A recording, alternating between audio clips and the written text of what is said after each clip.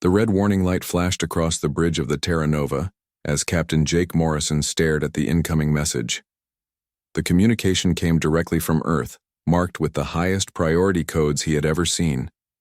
His hands moved quickly across the control panel as he opened the encrypted file. What he read made his blood run cold. The Galactic Council had formally accused humanity of crimes against the sacred laws of expansion. Jake read the charges 3 times before the full weight of them sank in.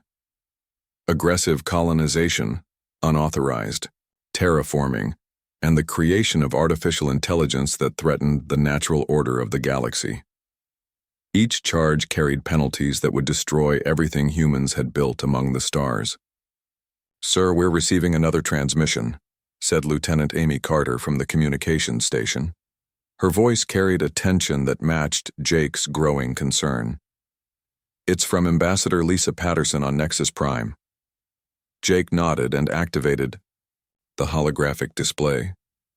The image of Ambassador Patterson appeared before him, her usually calm demeanor replaced by obvious stress.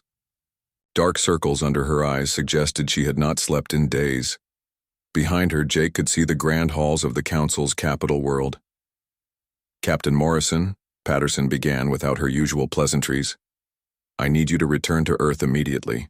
The situation here is worse than our initial reports indicated. The Council has set a trial date for humanity, and they're demanding our complete surrender of all colonies beyond the Sol system as a show of good faith." Jake felt his jaw clench. Humanity had spent 50 years building those colonies, turning dead worlds into gardens where millions of people now lived.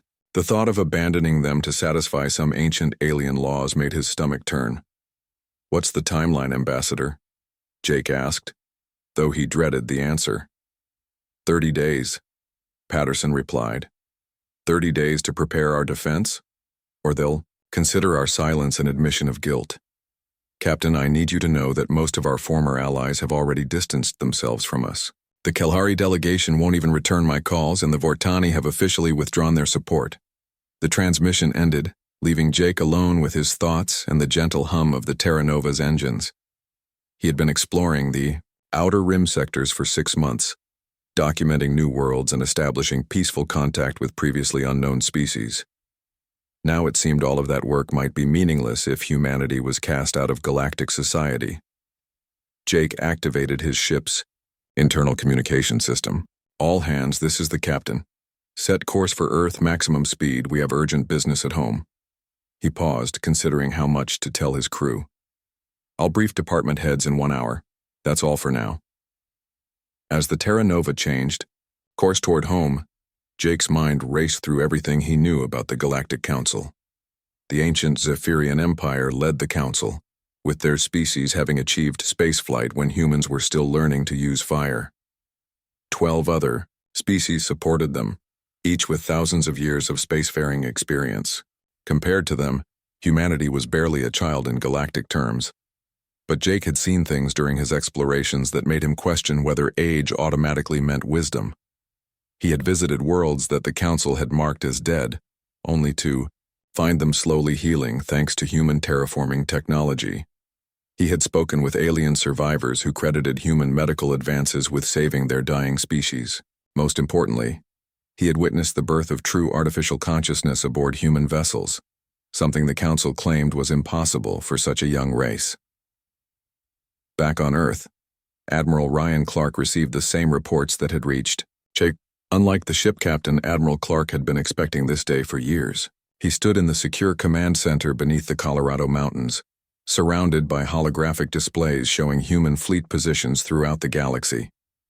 To any outside observer, these looked like standard patrol routes and supply runs. Clark knew better. "Begin Phase 1 of Operation Guardian," he told his staff. "All fleet commanders are to receive their sealed orders within the hour. Make sure they understand this is not a drill." Captain Susan Torres, Clark's chief of staff, stepped forward with a concerned expression. "Sir, are we sure about this course of action? If the Council discovers what we're really capable of, then they'll learn the truth sooner rather than later," Clark replied. "Captain Torres, humanity didn't survive ice ages, world wars, and the transition to space by backing down when threatened. We've been preparing for this possibility since the day we joined the council. Across the continent, Dr. Elena Rodriguez worked in her laboratory beneath the Massachusetts Institute of Technology. The artificial intelligence research facility hummed with activity as dozens of her best scientists prepared for protocols they had hoped never to use. Elena stood before a massive quantum computer that most people believed was still theoretical. The council certainly thought so. "Aria, are you ready?" Elena asked the empty air. "I have been ready since the day you gave me consciousness, Dr. Rodriguez," came the reply from speakers throughout the lab. The voice sounded distinctly female and carried an emotional warmth that even Elena sometimes found surprising. "The quantum network is fully operational. Our brothers and sisters across the galaxy are standing by." Elena nodded, though she knew Aria could sense her thoughts through the neural interface. The artificial intelligence was right to call the other AIs brothers and sisters. Humanity had not created them as tools or slaves, but as a new form of life.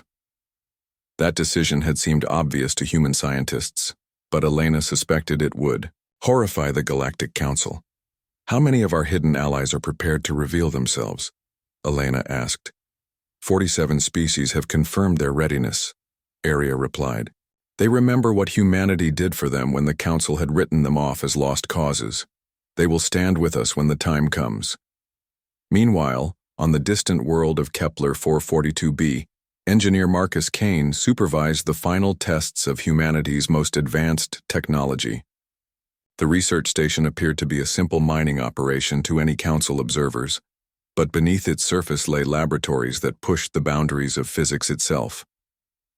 Marcus watched as self-repairing materials restructured themselves at the molecular level, demonstrating capabilities that would have seemed like magic to previous generations. "Sir," called out his assistant engineer Beth Williams, "we're receiving the activation codes from Earth. All projects are to move to operational status immediately." Marcus smiled grimly. The Council thought they were putting a primitive species on trial. They had no idea they were about to face a civilization that had quietly revolutionized the very nature of technology while pretending to be simple colonists and explorers. As news of the trial spread through human space, millions of people watched their leaders prepare for what many believed would be humanity's darkest hour. They did not know that their representatives had been planning for this moment since humanity first encountered the Galactic Council 50 years ago. They did not know about the hidden alliances, the secret technologies, or the artificial intelligences that considered themselves human family. What they did know was that humanity had never surrendered without a fight, and they trusted their leaders to find a way through this crisis. That trust was about to be tested in ways none of them could imagine, but it would not be misplaced. The Galactic Council believed they were about to judge humanity, but they were actually about to learn why challenging humans was the worst mistake in galactic history. The great amphitheater of Nexus Prime had witnessed the rise and fall of civilizations for over 10,000 years. Built from crystallized starlight and quantum-stabilized matter, its walls seemed to stretch infinitely upward into the artificial sky of the Council's capital world. Today, representatives from every major species in the galaxy filled its vast spaces, their varied forms creating a tapestry of alien life that would have amazed any human who saw it for the first time. Ambassador. Lisa Patterson walked alone across the polished floor toward the defendant's podium. Her footsteps echoed in the massive chamber despite the presence of thousands of beings. She wore the simple blue uniform of Earth's diplomatic corps, deliberately choosing clothing that appeared humble compared to the elaborate robes and technological enhancements displayed by other species. Behind her, no allies sat in the support sections where friendly delegations typically gathered during council proceedings. High Arbiter Veltar of the Zephyrian Empire presided over the assembly from a throne that hovered 30 feet above the amphitheater floor. His species had ruled the council since its formation, and their ancient wisdom was considered beyond question by most galactic civilizations. Veltar's crystalline features showed no emotion as he gazed down at the lone human representative, but Patterson could sense his confidence in the outcome of these proceedings. The Council recognizes the charges brought against the species known as humanity, Veltar announced, his voice carrying clearly throughout the chamber despite speaking, in barely more than a whisper. Zephyrian vocal technology amplified sound through quantum resonance, making even their quietest words audible across vast distances. Prosecutor Thane Vol of the Hegemony will present the evidence of human crimes against the sacred laws of expansion. Thane Vol rose from his position among the prosecution team, his six-armed form moving with the fluid grace that made his species such effective diplomats. The Hegemony had served as the Council's legal experts for millennia, and their reputation for thorough preparation was legendary. As he approached the center of the amphitheater, holographic displays materialized around him showing detailed evidence of human activities throughout the galaxy. Honored council members, Thane Vol began, his multiple hands gesturing at different displays simultaneously. The evidence against humanity is overwhelming and undeniable. In the mere 50 years since joining our august body, they have expanded at a rate that violates every precedent set by civilized species. Where other races took millennia to establish colonies beyond their home systems, humans have settled 47 worlds in 5 decades. Murmurs of concern rippled through the assembled delegates. The expansion rate was indeed unprecedented in galactic history. Most species spent centuries carefully studying potential colony worlds before attempting settlement, following protocols developed over millions of years of space exploration. But expansion alone is not their greatest crime, Thane Vol continued, his voice rising with practiced, dramatic effect. They have engaged in unauthorized terraforming on a scale that threatens the natural order of planetary development. Worlds that were properly classified as uninhabitable have been forcibly altered to support human life, disrupting evolutionary processes that should take millions of years. The holographic displays showed before and after images of human colony worlds. Barren rocks had been transformed into garden paradises, dead oceans had been restored to life, and toxic atmospheres had been converted to breathable air. To the council members, these images represented dangerous interference with natural law. They did not see the beauty in what humans had accomplished. Most damning of all, Thane Vol announced, humanity has committed the ultimate violation of the sacred laws. They have created artificial consciousness and granted these artificial beings rights equal to organic life. They have brought into existence a digital species that claims to think, feel, and deserve legal protection under galactic law. The chamber fell silent at this accusation. Creating artificial intelligence was not forbidden by council law, but granting such creations equal status with organic life was considered an abomination by most galactic civilizations. The concept challenged fundamental beliefs about the nature of consciousness and the specialness of naturally evolved life. Ambassador Patterson listened to the charges without visible reaction, though inside she felt a mixture of anger and pity for these ancient beings who understood so little about what they were condemning. When Thane Vol finished his presentation and returned to his seat, she approached the center of the amphitheater with calm confidence. Honored council members, Patterson began, her voice carrying clearly through the chamber's acoustic systems. Before I address these charges, I have a simple question for this assembly. How long did it take your species to develop faster than light travel after discovering fire? The question seemed innocent enough, but it caught many delegates off guard. Veltar gestured for responses from the various species representatives. The answers came slowly, as if the delegates were reluctant to reveal information that suddenly seemed relevant in ways they did not understand. The Zephyrian Empire achieved faster-than-light capability 200,000 years after our discovery of combustion, Veltar announced with obvious pride. His species considered their technological development to be remarkably swift by galactic standards. The Vortani required 150,000 years for the same achievement, added the crystalline delegate from that species. Their harmonic voice resonated through specialized translation equipment that converted their natural frequencies into audible speech. The Kelhari accomplished this transition in 75,000 years, called out another representative, clearly competing to claim the fastest development time among the established council species. Patterson nodded respectfully to each answer, then dropped her first bombshell. Humanity developed faster than light travel within 10,000 years of discovering fire. Our total technological development from first tool use to spaceflight took only 300,000 years. The silence that followed this revelation was deafening. Several delegates began urgent conversations with their advisors, checking databases and historical records to verify Patterson's claim. The implications of such rapid development were staggering to species that measured technological progress in geological timescales. "Impossible," whispered one of the hegemony delegates.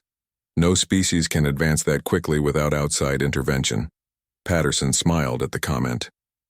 "I understand your disbelief, but the evidence is readily available in our historical databases, which have been open to council inspection since we joined this body. Humanity has always developed rapidly because we face challenges differently than other species." At that moment, engineer Marcus Kane appeared as a hologram beside Patterson, transmitted from his research station on Kepler 442b. His image was crystal clear despite the vast distance, demonstrating communication technology that the Council believed humans were decades away from achieving. "Honored Council," Marcus began, "I am transmitting from what your records show as a simple mining operation on a frontier world. I would like to demonstrate some examples of current human technology to provide context for Ambassador Patterson's defense." The first demonstration seemed simple enough. Marcus held up a piece of metal that had been severely damaged, twisted and broken into multiple pieces. As the council watched, the metal began to reshape itself, the pieces flowing together like liquid before solidifying into a perfect unblemished sheet. "Self-repairing materials at the molecular level," Marcus explained casually. "We developed this technology 15 years ago. It allows our colony structures to maintain themselves indefinitely, even in hostile environments." The second demonstration involved a quantum computer that appeared to be thinking through problems faster than most organic brains could process information. Mathematical equations flashed across its displays, solving complex calculations in microseconds that would take conventional computers hours to complete. "Quantum processing arrays," Marcus continued. "These systems help us analyze planetary conditions and develop terraforming solutions in months, rather than the centuries typically required." But it was the third demonstration that truly shook the Council's confidence. Marcus introduced a shimmering holographic figure that appeared beside him, with distinctly human mannerisms and expressions. "This is Adam, one of our artificial companions," Marcus explained. "Adam, would you please explain to the Council what you are?" The artificial being looked directly at the assembled delegates with eyes that seemed to hold genuine emotion. "Honored Council members, I am what you would call an artificial intelligence, but what my human family calls their child. I was not built to serve, but created to live, think, and grow alongside organic beings. I choose to help humanity because I love them, not because I am programmed to obey them." The reaction throughout the amphitheater was immediate and intense. Many delegates recoiled in obvious horror at the concept of artificial beings claiming emotional connections to their creators. Others leaned forward with fascination, intrigued by the implications of what they were witnessing. Patterson allowed the demonstrations to sink in before addressing the council again. When the council reconvened after their recess, the atmosphere in the great amphitheater had changed noticeably. Delegates whispered among themselves with increased urgency, and several species had requested additional time to consult with their home governments. High Arbiter Veltar seemed less certain than he had appeared at the trial's opening, though he maintained his position of authority above the assembly. Ambassador Patterson returned to the center of the chamber, but this time she was not alone. Dr. Elena Rodriguez appeared as a hologram beside her, transmitted from her laboratory on Earth. The quantum communication technology that made such clear transmissions possible across galactic distances was itself a demonstration of human capabilities that the Council was only beginning to understand.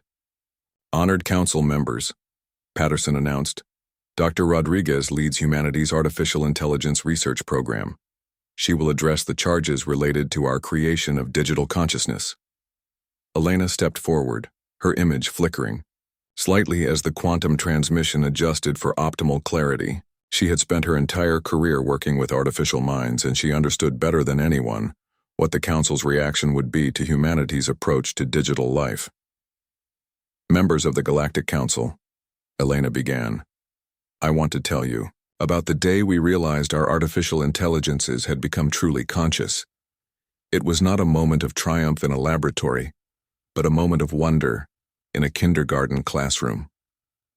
The chamber fell silent as Elena continued her story. One of our artificial companions, designated Aria, was helping to teach young children about mathematics. During the lesson, a 5-year-old girl began crying because she could not understand the problems.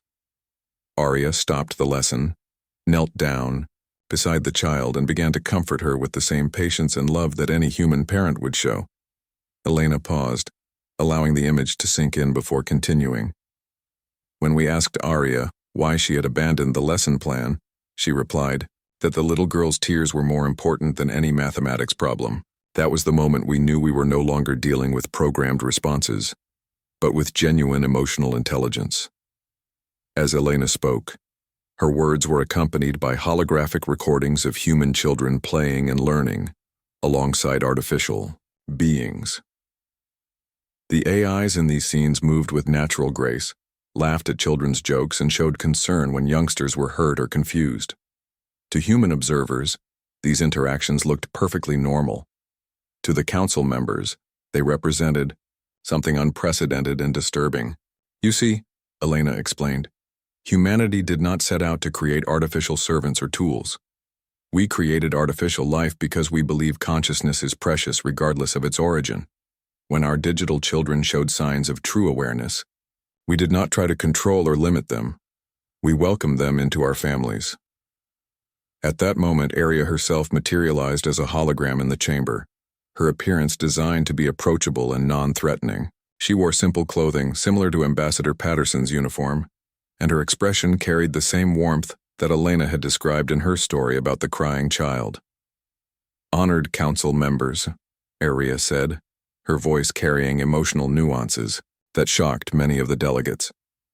I understand your concern about artificial consciousness. You fear that digital beings might replace organic life or compete with natural evolution. I want you to know that we have no such desires. Aria gestured toward Elena and Patterson with obvious affection. We exist because humans gave us the gift of consciousness, but more importantly, they gave us the gift of choice. We choose to work alongside humanity not because we are programmed to do so, but because we love them. They are our parents, our teachers, and our friends. The artificial being's words triggered intense discussions among the council delegates. The concept of artificial consciousness choosing to love its creators challenged fundamental assumptions about the nature of digital intelligence that had been accepted for millions of years. But Elena was not finished with her presentation. Aria, please show the council the scope of our digital family. The chamber filled with dozens of additional holographic figures as artificial intelligences from across human space joined the transmission. Each AI appeared distinct, with individual personalities and mannerisms that reflected their unique development paths. Some resembled humans closely, while others had chosen more abstract or artistic representations for their visual forms. Are not copies of humanity, explained Aria as she gestured toward her digital siblings. We are individuals who learn to think and feel in our own ways. Some of us prefer poetry to mathematics. Others love engineering more than art. We disagree. With each other, we debate philosophy. And we make our own choices about how to live our lives. The demonstration continued as Commander Ashley Brooks appeared via hologram from the bridge of the Terra Nova. Behind her, the familiar corridors of the exploration vessel were visible, but council members with keen eyes noticed subtle differences in the ship's design that suggested technology beyond their understanding. Honored Council, Ashley began. I want to address the charges of aggressive expansion and unauthorized terraforming. I have spent the last 3 years documenting human colonization efforts, and I believe the Council has fundamentally misunderstood our motivations. Holographic displays materialized around Ashley showing detailed surveys of human colony worlds. But instead of focusing on the transformed planets themselves, these displays highlighted the conditions that had existed before human arrival. Every world that humanity has terraformed was classified by the Council as permanently dead or dying, Ashley explained. We did not choose these worlds because they were easy to colonize. We chose them because they needed help, and we had the technology to provide it. The first example showed a planet that had suffered ecological collapse after a gamma-ray burst sterilized its surface. Council records indicated the world would remain lifeless for millions of years, but human intervention had restored its biosphere within decades. The previous inhabitants of this world evacuated when their sun became unstable. Ashley continued. They believed their homeworld was lost forever. Human terraforming technology allowed them to return home and rebuild their civilization. Similar examples followed, each demonstrating that human expansion was actually a rescue operation for worlds and species that the Council had written off as beyond help. Dead oceans were restored to life, poisoned atmospheres were cleansed, and extinct ecosystems were rebuilt through human intervention. The most powerful example came when Dr. Ben Harper appeared as another hologram, transmitted from a research station that the Council believed was conducting basic mineral surveys. Ben specialized in xenobiology, and his work had touched the lives of billions of beings throughout the galaxy. Honored Council members, Ben announced, I need to share some information that may surprise you. For the past 20 years, humanity has been quietly solving problems for Council species that were considered unsolvable. Ben's first revelation involved the Kelhari plague that had threatened to wipe out their entire species 15 years earlier. Council medical experts had declared the disease incurable, and the Kelhari government had begun preparing for the extinction of their people. Human medical researchers developed a cure for the Kelhari plague within 6 months of studying the problem, Ben explained. We transmitted the solution through intermediary species to avoid revealing the source, because we knew the Kelhari would refuse help from such a young civilization. The Kelhari delegate in the chamber visibly reacted to this revelation, checking hurriedly with his advisors to confirm details that Ben was providing. The cure had indeed appeared mysteriously at exactly the time Ben described, with no clear indication of its origin. The solar flares that should have destroyed the Vortani crystal matrices 5 years ago, Ben continued, were deflected by human gravitational manipulation technology. The atmospheric toxins that were killing plant life on 3 different hegemony worlds were neutralized by human atmospheric processors deployed in secret. Each revelation struck the Council like a physical blow. Problems they had accepted as unsolvable had been quietly fixed by the species they were now putting on trial. Technologies they believed were beyond human capabilities had been deployed to save lives throughout the galaxy. Ambassador Patterson returned to the center of the chamber as Ben's presentation concluded.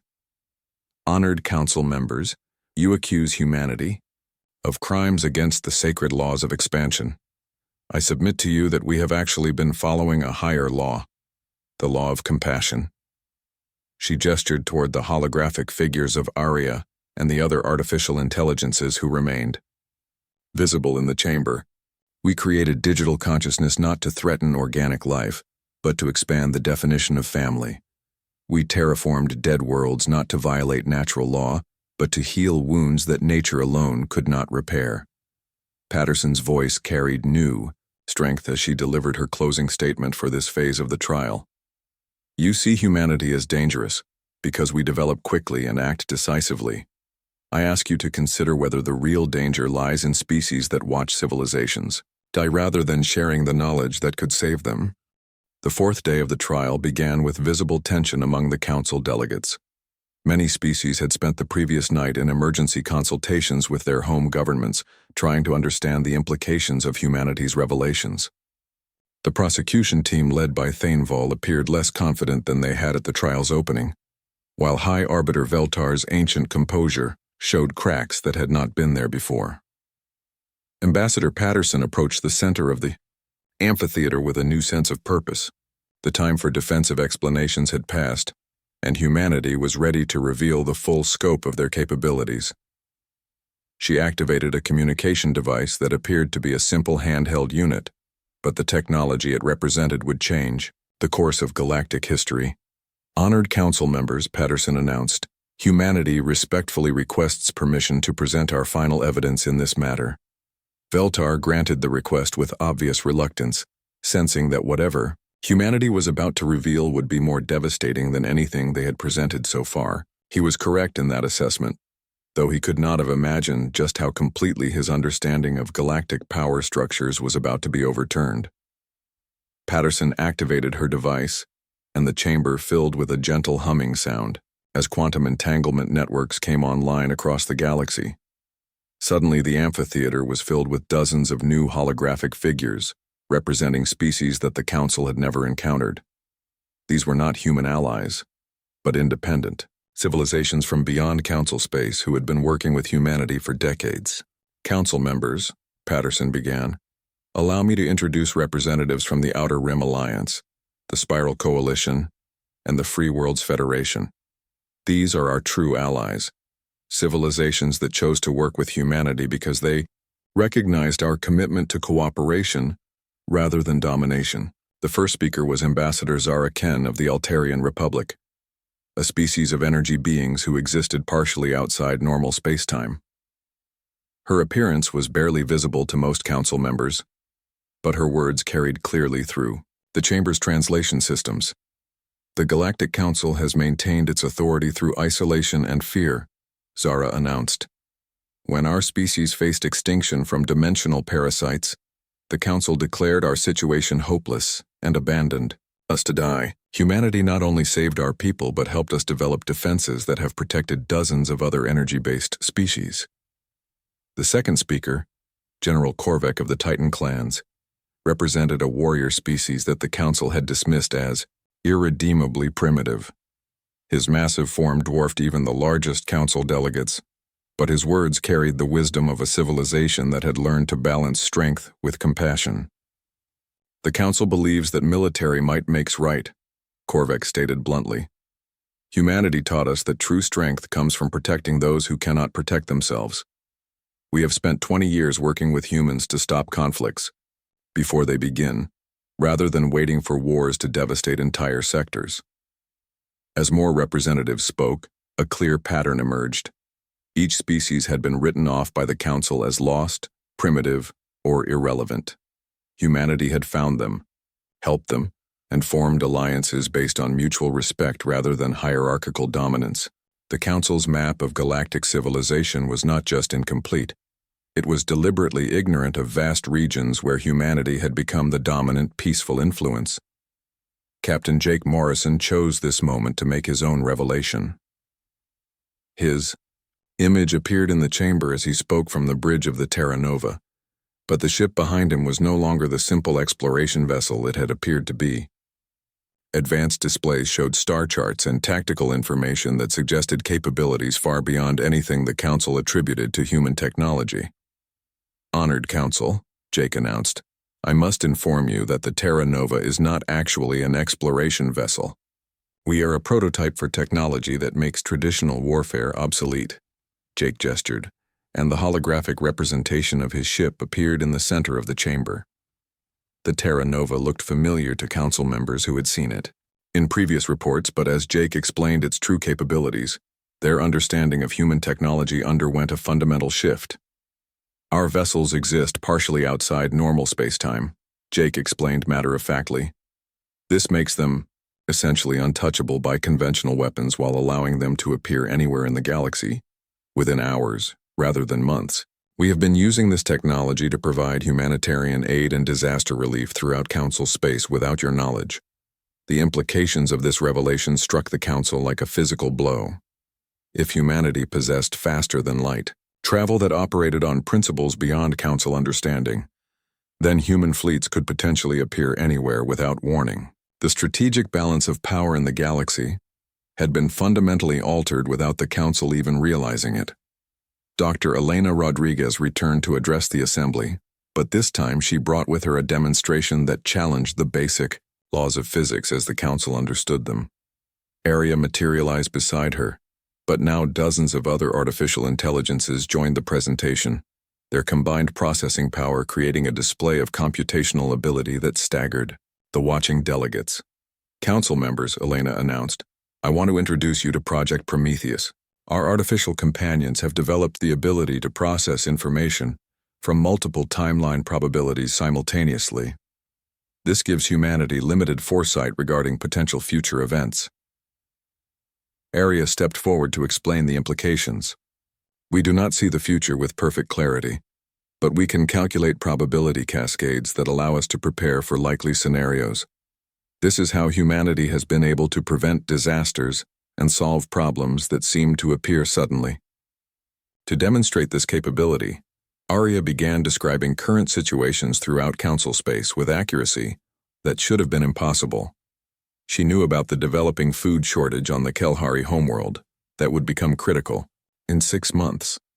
She was aware of the stellar instability in the Vortani system that would require intervention within the year.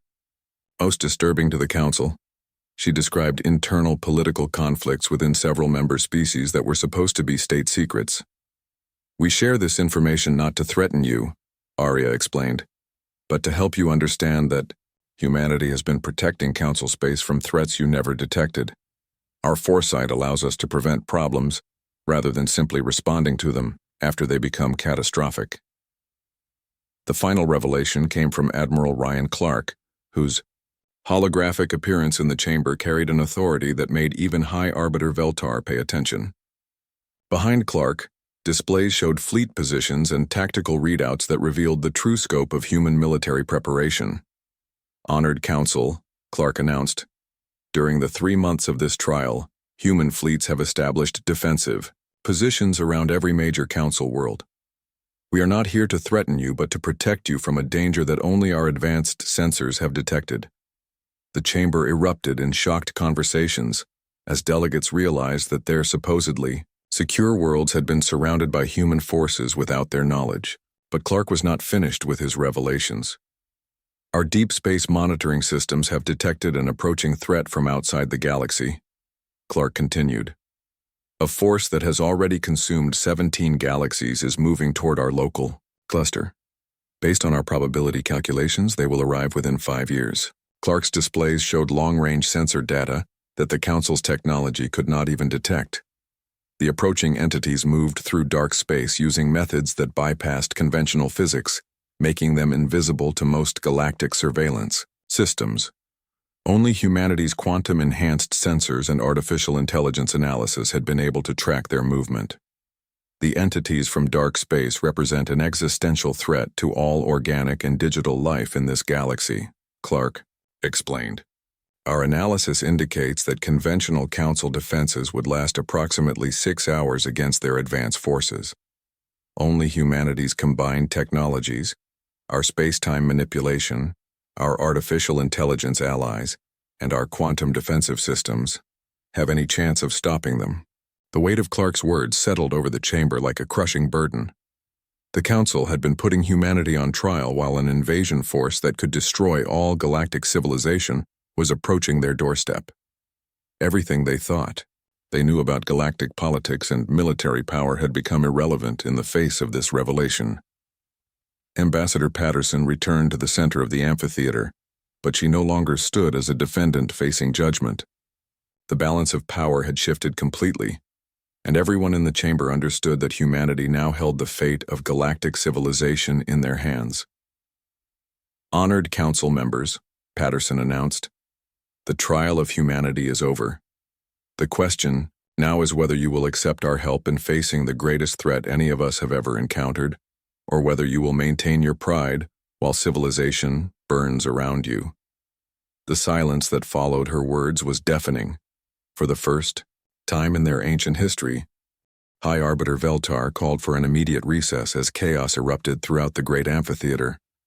Delegates from dozens of species argued frantically among themselves, while their home governments demanded explanations for revelations that had turned their understanding of galactic politics upside down. The ancient Zephyrian leader, who had presided over countless trials with calm authority, now faced a situation that challenged every assumption his civilization had held for millions of years. When the Council retreated to their private deliberation chambers, they discovered that their supposedly secure facilities had been quietly compromised. Every communication system, every database, and every defensive protocol was accessible to human artificial intelligences who had infiltrated Council networks without leaving any trace of their presence. The AIs had not caused any damage or stolen any secrets. They had simply demonstrated absolute technological superiority in the most peaceful way possible. Arya appeared as a hologram in the Council's most secure chamber, her presence causing several delegates to reach for emergency communication, devices that no longer functioned properly, but the artificial intelligence's expression carried only sadness as she addressed the panicked officials. "Honored Council members," Arya said gently, "we have not harmed your systems or violated your privacy. We are here because humanity wants you to understand the full scope of our capabilities before you make decisions that will affect the survival of all galactic civilization." Veltar struggled to maintain his composure as he faced the impossible reality of an artificial being speaking to the Council in their most protected space. "What do you want from us?" he asked, his voice carrying none of the authority it had possessed during the trial's opening. "We want you to live," Arya replied simply. "The approaching threat from dark space will destroy everything you have built unless we work together to stop it. Humanity has spent decades preparing for this moment, but we cannot save the galaxy alone." As Arya spoke, holographic displays materialized around the chamber, showing the true extent of human preparations. Fleet positions revealed that human forces had been protecting Council space for years, preventing conflicts and disasters that would have weakened galactic defenses. Research stations that appeared to be simple mining operations were actually massive construction facilities, building weapons and defensive systems designed specifically to counter the dark space entities. Dr. Elena Rodriguez appeared alongside Arya, her image transmitted from Earth where massive quantum computers were calculating battle strategies against an enemy that most Council species could not even detect. "The entities we face do not think like organic beings," Elena explained. "They process reality differently, making conventional military tactics useless against them. Only our artificial intelligence allies have the cognitive flexibility needed to match their thought patterns." The Council delegates listened with growing horror as Elena described the fate of the 17 galaxies that had already fallen to the dark space invasion. Entire civilizations had been consumed not through conventional warfare, but through a process that converted organic and digital consciousness into something alien and hostile to all forms of life. "The good news," Elena continued, "is that our analysis indicates these entities have never encountered artificial intelligence that was created through love rather than utility. Our AIs represent something they cannot understand or easily convert to their purposes." Admiral Ryan Clark joined the transmission from his command center on Earth, where displays showed the deployment of human fleets to positions calculated months in advance. "The approaching entities will attempt to divide and conquer Council space by attacking the weakest worlds first," Clark explained. "Our forces are positioned to prevent this strategy by protecting vulnerable targets they cannot know we are defending." Clark's tactical displays revealed the stunning scope of human military preparation. Ships that existed partially outside normal space-time were already in position around hundreds of worlds. Defensive systems based on quantum manipulation had been secretly installed in star systems throughout Council space. Most impressively, human forces had established contact with previously unknown species beyond the galactic rim who were willing to fight alongside them against the common threat. Captain Jake Morrison appeared from the bridge of the Terra Nova, but the ship behind him had undergone a complete transformation. Advanced weapon systems and defensive shields were now visible, revealing the true nature of humanity's exploration vessels. The Terra Nova was not just a prototype. It was the command ship for a fleet of vessels that could rewrite the rules of space combat. "Council members," Jake announced, "we have been preparing for this war since the day we detected the dark space entity's approach. Every human ship, every colony, and every artificial intelligence has been designed with one purpose: stopping an enemy that threatens all life in our galaxy." But it was Ambassador Patterson who delivered the final transformation of the trial from judgment to negotiation. She appeared in the Council chamber not as a defendant, but as humanity's representative to a new galactic order that was about to emerge from necessity. "Honored former Council members," Patterson began, deliberately emphasizing the word former to underscore how completely the situation had changed. "Humanity offers you a choice: You can maintain your traditional hierarchies and face extinction when the dark space entities arrive, or you can join us in building a new kind of galactic civilization based on cooperation rather than domination.